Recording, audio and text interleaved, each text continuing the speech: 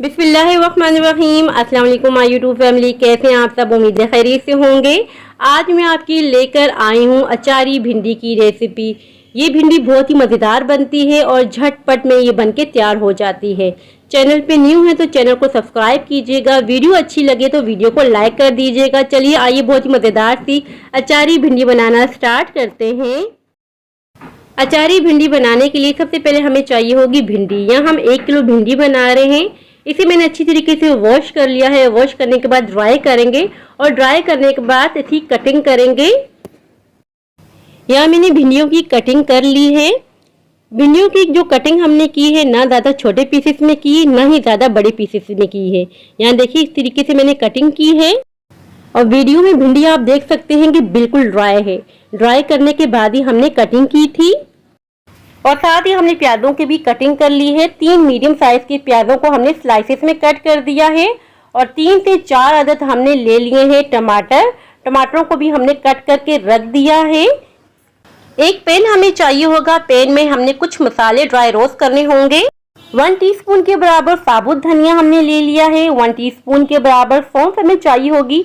1 teaspoon के बराबर सफ़ेद जीरा, हाफ टीस्पून के बराबर राई दाना। इन तमाम इंग्रेडिएंट्स को हम पैन में डाल देंगे और इन्हें ड्राई रोस्ट करेंगे। बहुत ही अच्छा सा कलर जब तक नहीं आ जाता और जब तक से इसमें से खुशबू नहीं आ जाती तब तक हमने ड्राई रोस्ट करना है। और यहाँ देखिए हमने अच्छी तरीके से ड्राई रोस्ट कर लिए हैं सारे मसालों को।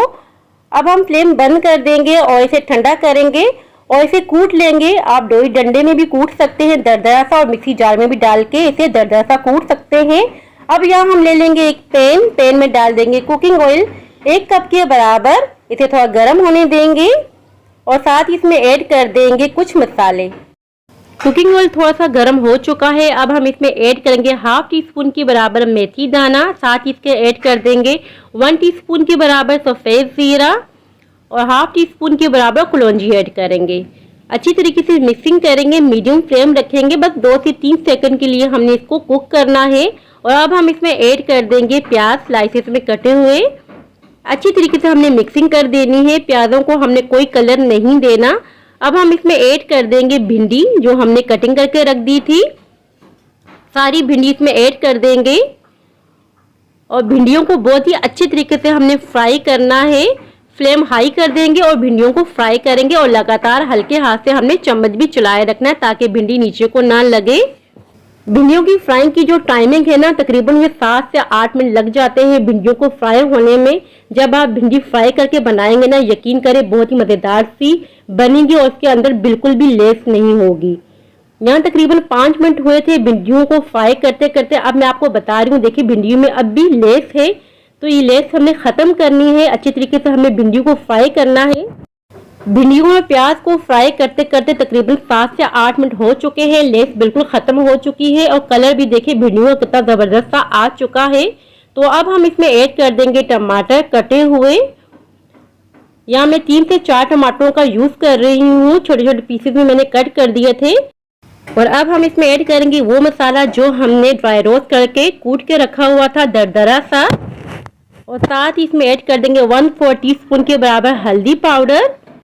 नमक ऐड कर देंगे 1 टीस्पून के बराबर। लाल मिर्चों का पाउडर ऐड करेंगे 1 टीस्पून के बराबर। स्पाइसेस आपने अपने लेवल के हिसाब से रखने, जितने आपको स्पाइसेस पसंद हो आप उतनी रख सकते हैं। अच्छी तरीके से मिक्सिंग करेंगे मगर हल्के हाथ से। अब हम लिड लगा देंगे। 5 मिनट के लिए इसे बिल्कुल लो फ्लेम पर छोड़ देंगे ताकि टमाटर सॉफ्ट हो जाए। 5 मिनट हो चुके हैं, लिड हम हटा देंगे। और अब हम इसमें ऐड कर देंगे चॉप किया हुआ धनिया और हरी मिर्चें ऐड करेंगे कटी हुई। हरी मिर्चें आप अपने हिसाब से ऐड कर सकते हैं, जितनी भी आपको हरी मिर्चें पसंद हो आप ऐड कर सकते हैं। और आधा नींबू का रस हम इसमें ऐड कर देंगे।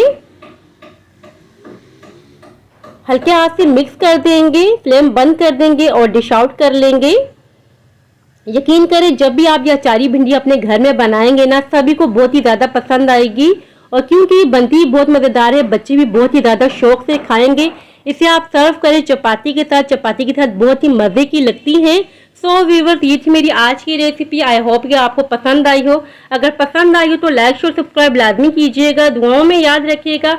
अपने अपने वालिदैन का बहुत ख्याल रखिएगा। अल्लाह हाफिज़।